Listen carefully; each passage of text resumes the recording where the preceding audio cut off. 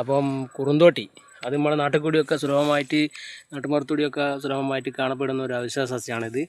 അപ്പോൾ ഇത് ഈ വാദം ആനക്കുറുന്തോട്ടി എന്നാണ് ഇതിൻ്റെ മെയിൻ ശരിക്കുള്ളൊരു പേര്. ഇത് ഏകദേശം ഒരു ഇങ്ങനെ കുറ്റിച്ചെടിയായിട്ടാണ് വളർന്ന് നിൽക്കുന്നത്. കുറഞ്ഞൊരു ഉറപ്പൊക്കെ ഉണ്ടാവും ഇത് പറിച്ച് എടുക്കാൻ നല്ലോണം.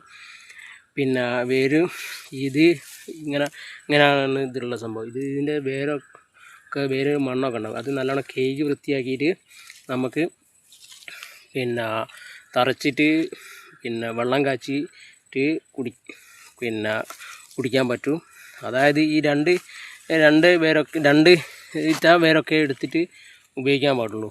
അപ്പോൾ കൂടുതലൊന്നും വെള്ളം കാച്ചാൻ ഉപയോഗിക്കാൻ പറ്റില്ല. അത് പിന്നെ പിന്നെ തറച്ച് ഉണക്കി പിന്നെ കേക്ക് ഉണക്കി അത് നമുക്ക് കുളിക്കുന്ന വെള്ളത്തിൽ ചൂടാക്കി പിന്നെ കുളിക്കാൻ പറ്റും.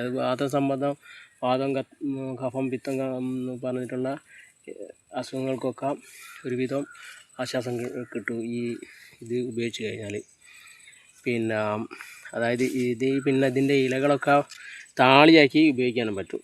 താളിയാക്കി തലയിൽ പിന്നെ തേച്ച് പിടിപ്പിച്ച് കുളിക്കാനൊക്കെ പറ്റുന്നതാണ്.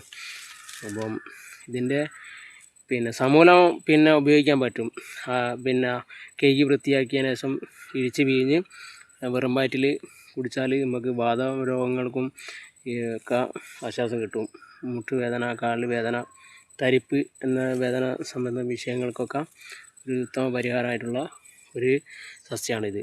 ഇത് നമുക്ക് പിന്നെ മെയിനായിട്ട് കർക്കിടക മാസത്തിലൊക്കെ ഈ പിന്നെ ആട് സൂപ്പൊക്കെ കാച്ചി പിന്നെ ഇതാക്കൂല, അതിനൊക്കെ ഉപയോഗിക്കാൻ പറ്റും. ഇത് പിന്നെ എണ്ണ കാച്ചിയിട്ട് മുറിവുള്ള സ്ഥലത്തൊക്കെ പിന്നെ തേച്ച് പിടിപ്പിക്കാനൊക്കെ പറ്റും. എണ്ണ കാച്ചിട്ടൊക്കെ ഉപയോഗിക്കാൻ പറ്റും ഇതിന് വേദനയ്ക്കൊക്കെ.